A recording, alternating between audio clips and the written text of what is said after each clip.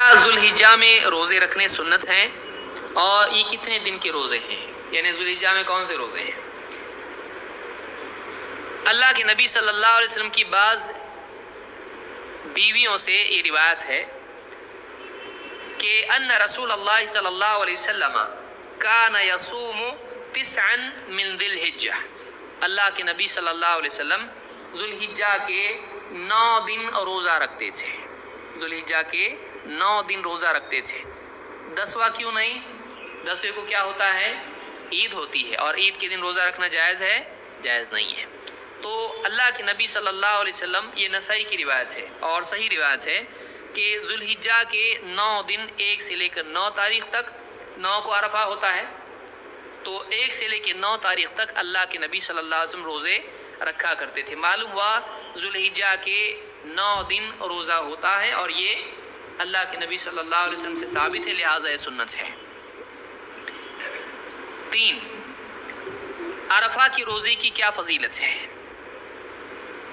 ابو قتادہ رضی اللہ تعالیٰ فرماتے ہیں سئل عن صوم یوم عرفہ، اللہ کے نبی صلی اللہ علیہ وسلم سے عرفہ کے دن کے روزے کے بارے میں پوچھا گیا ہے۔ فقال یکفر السنة الماضیة والباقیہ، آپ نے فرمایا عرفہ کا روزہ، عرفہ کب ہوتا ہے؟ 9 ذی الحجہ کو ہوتا ہے، 9ویں تاریخ کو ہوتا ہے، عید کے 1 دن پہلے۔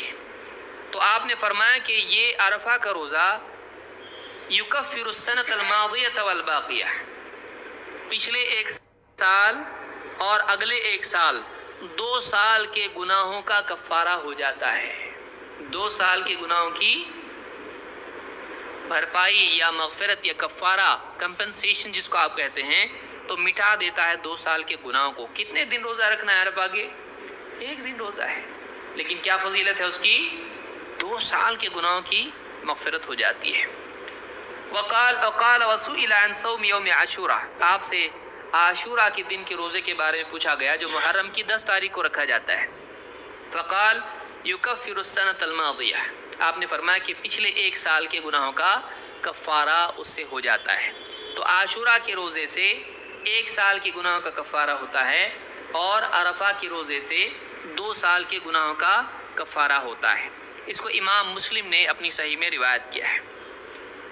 ابن ماجہ کی روایت میں ہے، آپ نے اللہ کے رسول صلی اللہ علیہ وسلم فرماتے ہیں من صام یوم عرفہ، جو عرفہ کے دن کا روزہ رکھے، غفر له سنة امامہ وسنة بعدہ، اس کے لیے 1 سال کے جو اس کے سامنے بھی سال ہے، جو سال چل رہا ہے اس کے بھی، اور اگلا جو سال ہے اس کے بھی گناہوں کی مغفرت ہو جاتی ہے۔ اتنے گناہ اس سے معاف ہو جاتے ہیں کہ جو 2 سال میں آدمی کر لے۔ اس کو امام ابن ماجہ نے روایت کیا ہے۔ اسی طرح سے ابو یعلا کی روایت کے الفاظ ہیں جو صحیح ترغیب میں ہے، اور شیخ الالبانی جس کو صحیح کہا ہے کہ من صام یوم عرفہ غفر له ذنب سنتین متتابعتین، جو آدمی عرفہ کا روزہ رکھتا ہے اس کے لیے 2 مسلسل سالوں کے گناہوں کا کفارہ ہو جاتا ہے، ان کی مغفرت ہو جاتی ہے۔ لگاتار 2 سال کے گناہوں کی مغفرت۔ اب بتائیے کوئی آپ سے یوں کہے کہ 1 دن بس آپ جاب پہ آؤ، آپ کو 2 سالوں کی تنخواہ ملے گی، کتنے خوش ہوں گے؟